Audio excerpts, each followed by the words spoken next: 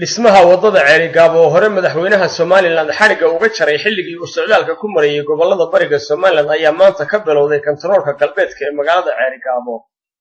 waxaana munaasabadii bilowga shaqadan wadada oo maanta fagaaraha lagu qabtay iyadoo ahayd madal aan loo kala maqnayn ugu horeyn hadalladooda ka soo jeediyay kusimaha maayirka degmada Ceerigaabo Saalax Ismaaciil Cabaase xubno guddiga wadada ka mid ah iyo xildhibaanada golaha deegaanka qaarkood waxa diiday wadada beelaheena habarolis galbeed beelaha Hargeysa intuba way diideen mana ogolayna socoto wadada waxaan dii sheegayaa Ceerigaabo ragii ku ballan qaaday 3,000 neef xoolaha uqaasha halka fadhida midnaba ma jeedin neef ma jeedin maalintii halkan uu joogay madaxweynaha ama xirsi waxay ku ballan qaadeen xoolaha Kenya waxa jira rag isqoray oo toban ku qoray oo shirkada leh oo leh baamishar raggaas waxay dhaleen lacagtii waa la cunay waxaana qaadatay beesha habar jeclo taasi dadku lacagtii wadada bilaabatay 10 sano ayaa noo soo dagaalamay wadadaas bilaabatay xisbiga kulmiye dabada ka waday oo hadda waxay waad gaalowday waxaad raacday maxay ahayd been wadada bilaabatay bicdaadkii bay هذا هي الواحد بيشيله منافقات بين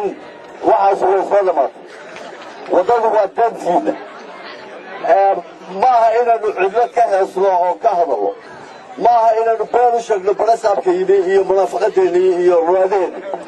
ما هو كبر مستنين ذات كان عن وهب بلاد كسران وإلى هذا صح وحوي الحق بينه كهلنا يرون وضلوا ويبلغتي dadka wada hadda anoo kuma qanacsan wadada waxa weeyaan engineers ba joogan dad maxay tahay iskaafayda qalabkii badaba waa bilow ciidan hadda taala ma cid fiican wada rumeeyo qoyan engineerskii waa in la helaa midda kale dadka jooga meesha waa in dadka shaqada wax ka siiya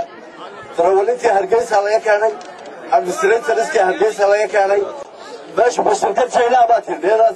اسعار دي بيضاس وزوي وإذا العلاقة وين لو نبغى تفرع القباء وبداش نشوقه ما هنا القصور البرنا لوكر